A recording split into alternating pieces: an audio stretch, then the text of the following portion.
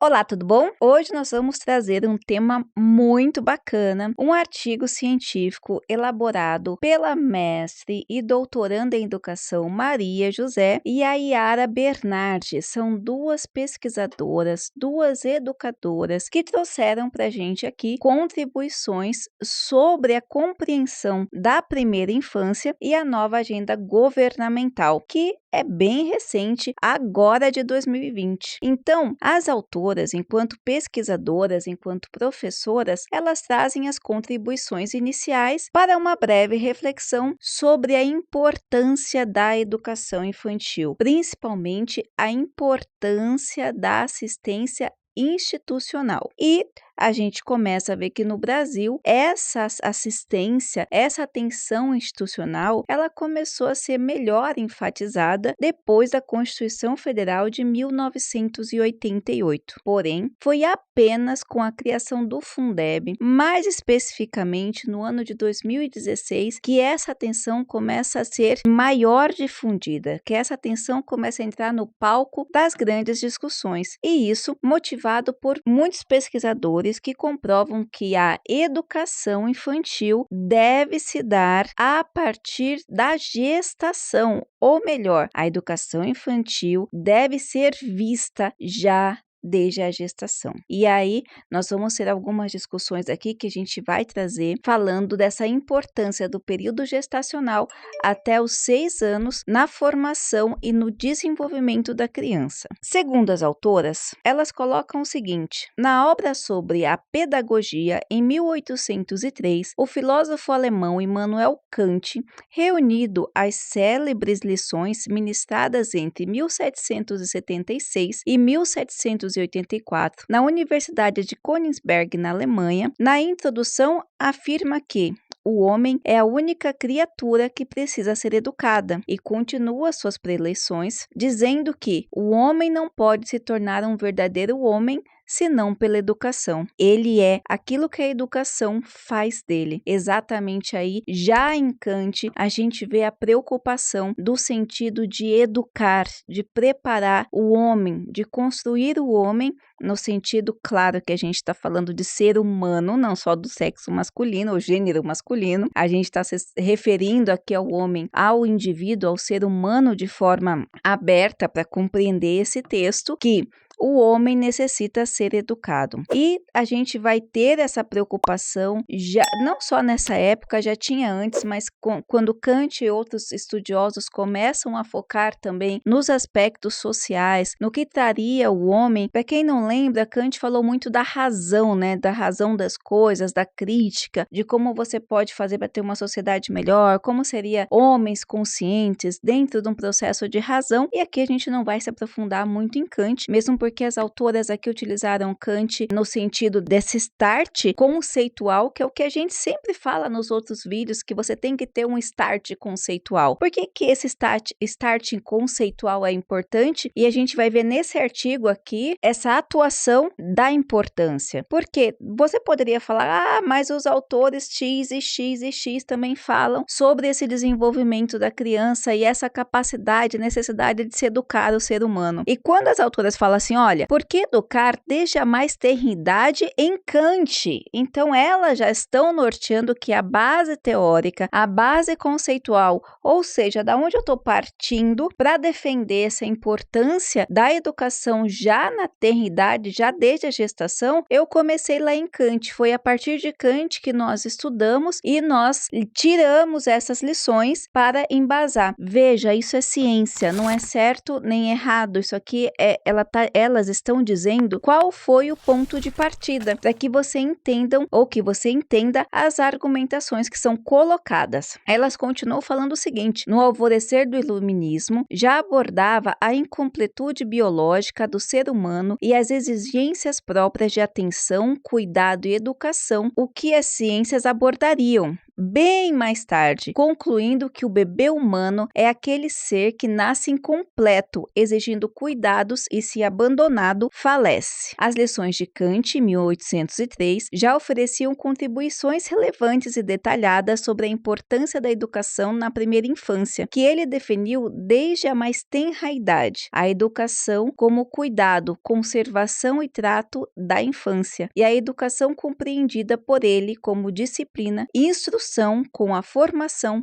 humana. Para o filósofo, a instrução para o enfrentamento da rudeza, que é a aquisição dos bens da cultura, pode ser adquirida em qualquer momento da vida, diferentemente da disciplina que ou aprende cedo ou não tem jeito. É claro que aqui eu não posso deixar de trazer as minhas contribuições, não só Kant, né? Kant, para quem não sabe, ele foi criado numa família religiosa e é muito interessante porque essa preocupação da criação, né, do cuidado, da atenção dispensada a essa criança, para quem gosta, também é bíblico. Vários trechos a gente vê sobre a instrução de se educar o filho, e nesse lado aqui que a gente fala assim, olha, diferente do aprendizado, a educação, a disciplina, os valores que esse indivíduo vai empregar durante a vida, ele é encontrado, ele é ensinado na primeira infância a partir da educação. As autoras continuam trazendo aqui pra gente que o homem não pode se tornar um verdadeiro homem senão pela educação. A gente lembra que foi a argumentação de Kant lá em cima. Elas têm Kant aqui na base da argumentação, da teia da argumentação teórica, e embora elas também evoquem outros autores, tá? Isso aqui é ciência, então elas não trazem só Kant, elas trazem uma base conceitual de Kant, falando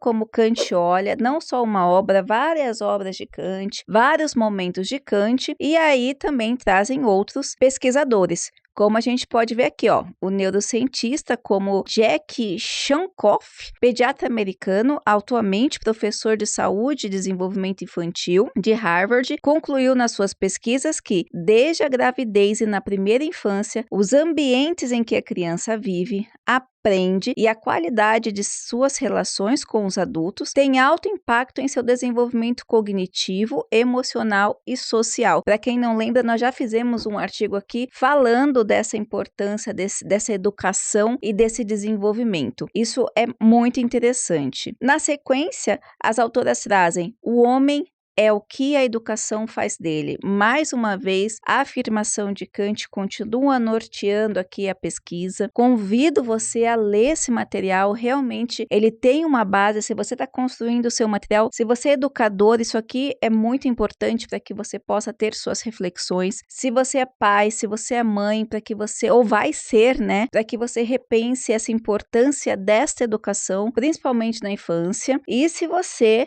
está procurando aí formas de fazer material, formas de fazer artigo, esse artigo aqui está maravilhoso para você entender que o ponto de vista, embora a gente esteja falando, embora as autoras estejam trazendo aqui para a gente essas novas agendas do cuidado, da educação infantil como instituição, no sentido da instituição governamental estar olhando também para esse lado, a gente vê aqui que elas falam isso, elas argumentam em cima de uma linha conceitual muito lógica. E elas continuam falando da disciplina desde a mais tenra idade contra a selvageria. Mais uma vez, elas voltam para os autores, colocando não só Kant, mas neurocientistas, educadores. Por fim, trazem as evidências científicas que revelam que a primeira infância decide o futuro. E aí, elas voltam a falar do Schonkoff sobre essas pesquisas que ele traz, falando que as recentes descobertas da neurociência, da psicologia, da psicanálise, da pediatria e da economia justificam de forma irrefutável a necessidade da atenção, cuidado e educação na primeira infância, que ocorre do 0 aos 6 anos, e na primeiríssima infância,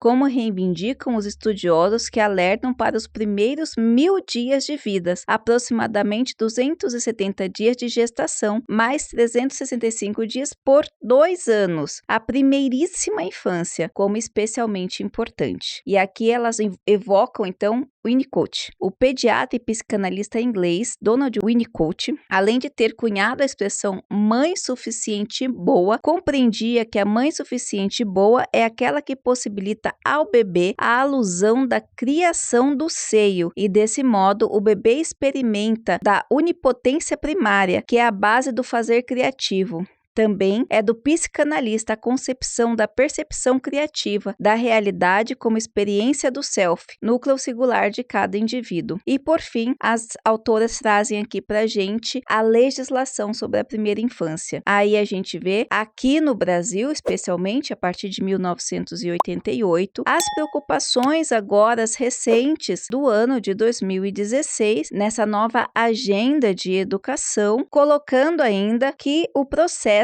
que existiu para que essa agenda fosse criada. Então, primeiro que elas colocam, depois 88, é claro, a LDB de 1996, 10 anos depois a LDB, colocando que as crianças brasileiras ganham reconhecimento na lei de direito e de fato, com a maior das conquistas da história da infância brasileira, com a aprovação da Emenda Constitucional 53, que criou um fundo de manutenção e desenvolvimento da educação básica e da valorização dos profissionais da educação, que foi o Fundeb. 2007, um ano depois, foi oficializada a Comissão da Primeira Infância, que realizou durante 11 anos audiências públicas sobre a primeira infância, sob a coordenação técnica de Lisle Lucena, tendo começado com a instituição da Semana Nacional da Prevenção da Violência na Primeira Infância, criada pelo projeto número 340 de 2005, de autoria do senador Pedro Simon, e publicou uma coletânea dos anais, constituindo-se num precioso material para pesquisadores. Já em 2009, a gente teve um outro avanço de lei, com uma emenda que tornou obrigatória a oferta de educação básica para todos os brasileiros. Em 2014, o Plano Nacional de Educação estabeleceu diretrizes, metas estratégicas para a política educacional nos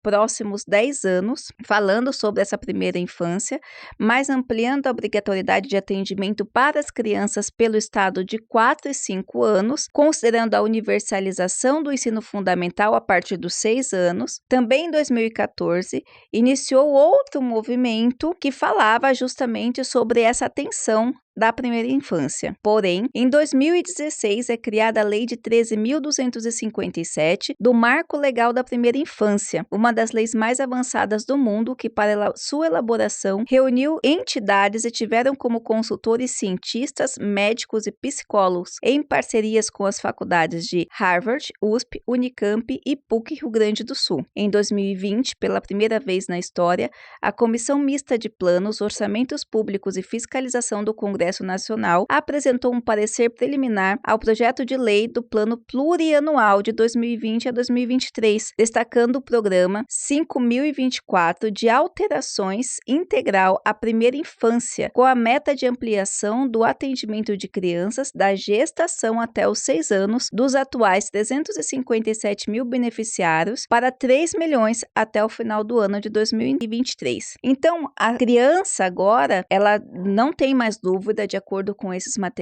material, com essas pesquisas, que ela deve ser considerada desde a gestação, e as instituições garantir esse acesso não só à educação, mas de atenção básica de todos os sentidos. É claro que esse material aqui está focado na educação, ele é material de educador, proposto já, argumentado e defendidos conceitualmente, de acordo com grandes pesquisadores, sociólogos, pedagogos, neurocientistas não só da atualidade, mas também da base conceitual, como a gente pode ver no caso de Kant. As autoras trazem justamente que nem dentro dessa linha, onde não há mais dúvida de que o indivíduo precisa ser educado e essa educação começa já na gestação, agora passa a ter uma atenção maior. Então, as perspectivas, embora a gente saiba que ainda existam grandes desafios, mas as perspectivas são cada vez melhores, principalmente nessas instituições, nessas criações de leis que passam a trazer para essas crianças um cuidado melhor. Por fim, as autoras colocam que constatou-se aumento relevante de registros sobre a primeira infância nos anexos dos PPAs de 2020 a 2023. Dos 27 PPAs, 13 passaram a contar com referências explícitas nos anexos, quando, no período anterior, apenas um plano estadual